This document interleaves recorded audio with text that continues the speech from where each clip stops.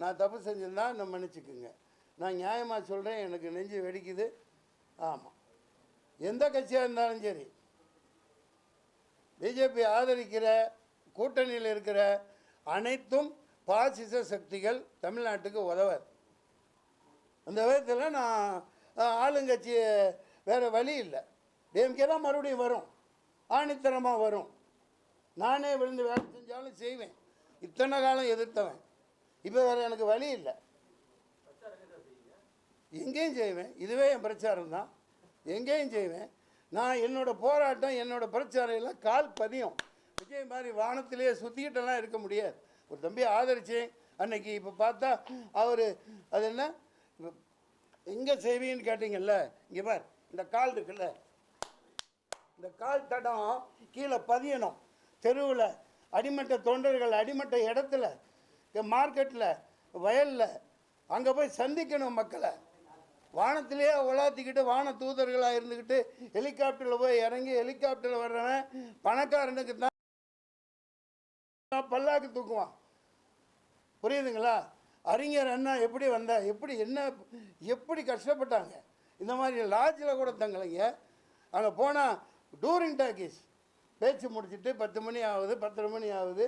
மேடையில் அவங்களோட உரையை முடிச்சுட்டு, அவர் உரையெல்லாம் கேட்க நம்ம இப்போ பிறக்காமல் போயிட்டோம். அங்கே சாதாரணமாக போய் மக்கள் 10 பேர் இருந்திருப்பாங்க.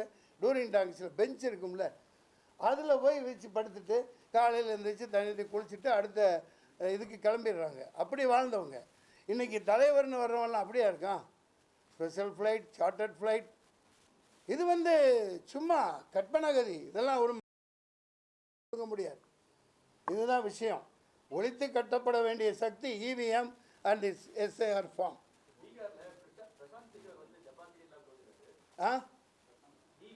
அங்கேயும் இதே மாதிரி இங்கே தோப்பாங்க. சொல்லுங்கள். ஏற்படலாம். நீங்களே சொல்லிவிட்டு என்ன வாயில் சொல்ல வைக்கிறீங்க?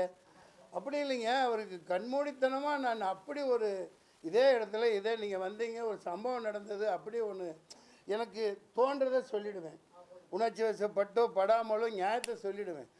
ஆயிரக்கணக்கான ஃபோன் உங்கள் புண்ணியத்தில், அவ்வளவு ஃபோனு, தகவல், மெசேஜு, பாராட்டு. நான் அதை நினச்சி நான் சொல்லலை. ஆனால் அந்த மனுஷன்லேருந்து ஒரு ஃபோன் கூட வரல. 10 படம் நடித்தேன். இப்போ லியோலிலாம் நடித்தது அவர் புண்ணியத்தில் இல்லை. நம்ம டைரக்டர் அவர் என்னை வச்சு ஹீரோவாக பண்ண இருந்தார் இல்லையா, லோகேஷ் கனகராஜ். அது நான் போய் நின்று எனக்கு ஒரு சீட்டு கொடுங்க, நான் அந்த மாதிரி ஆளா? நான் எப்பயே பிறந்து எப்பயே பணங்காட்டு நெறி, எப்பயே எல்லா காட்டு தண்ணியும் குடித்தவன்.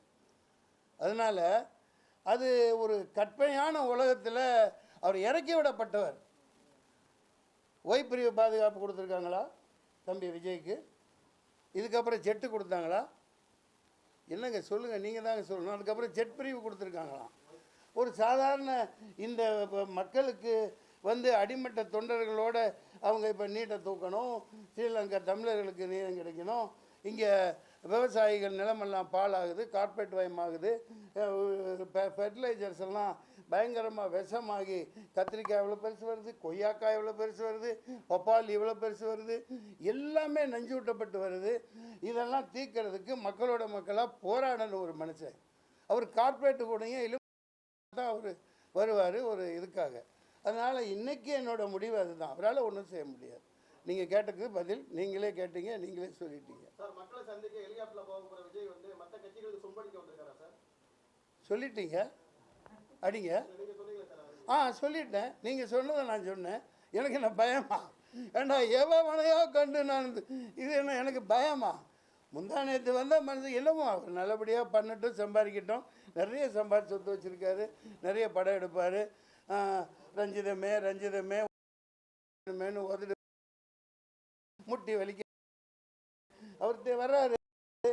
மக்களுக்கு முட்டி வலிக்க பாடுபடுவார். முட்டியெல்லாம் வலிக்கும் இல்லையா நடந்து போனா? ஓப்பா நீங்கள் வேறு ஏங்க விமர்சனம் வைக்கணுன்ட்டு வைக்கலைங்க. எனக்கு அதெல்லாம் எனக்கு ஒரு சும்மா போகிற போக்கில் சும்மா தட்டிட்டு போகிறது. எனக்கெல்லாம் ஒரு ஈக்குவல் கிடையாது.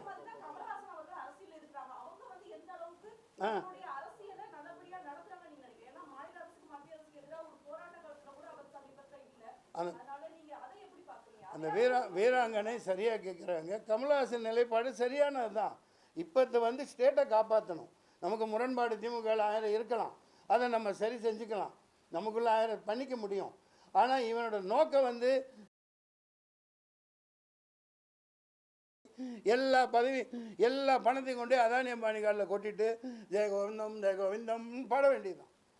நான் வந்து ஒரு மதவாதியாலாம் இதை சொல்லலை. எனக்கு மதமெல்லாம் எனக்கு ஒன்றுமே கிடையாது. நான் சினிமாக்காரன், நடிகன்.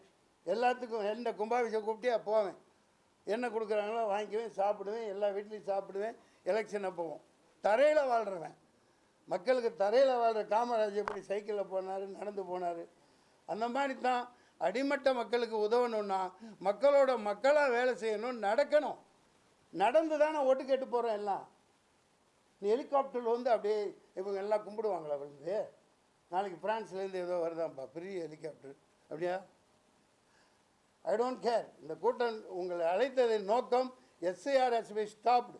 ஏழை மக்களை சீரழிக்கிறாங்க, வேலைக்கு போக முடியல, குடியானவர்கள், ஏழைகள், பாலைகள்லாம் தில்லாடிட்டு இருக்காங்க. பைத்தியக்காரத்தனமாக ஒரு வக்கீல்னாலே இந்த ஃபார்மை ரொம்ப முடியல. 42க்கு முன்னாடி எங்கே இருந்த, 2002 எங்கே இருந்த, அம்மா பேர் சொல்லு, அம்மாவோட இறந்து போய் 1990 இறந்து போனாங்க. அப்போல்லாம் அவங்களுக்கு ஓட்டர் அட்டையே கிடையாது. அந்த ஊரில் வச்சுருப்பாங்க லிஸ்ட்டு, கூட்டிகிட்டு போவாங்க, அழகாக ஓட்டு போட்டு வருவாங்க. 30-40 வருஷம் முன்னாடி எங்கே இருந்துச்சு? இப்போ தானே கொடுத்தாங்க. ஆட்டோமேட்டிக்காக அந்தந்த கட்சிக்காரங்க அந்த லிஸ்ட்டு வச்சுருப்பாங்க. அம்மா தாய் இந்தாமல் வச்சுட்டு வந்து ஓட்டு போடுமா அப்படின்னு ஓட்டு போட்டு அப்படியே மரியாதையாக நடத்தினாங்க. இவங்க எப்போ இந்த வாக்காளர்களை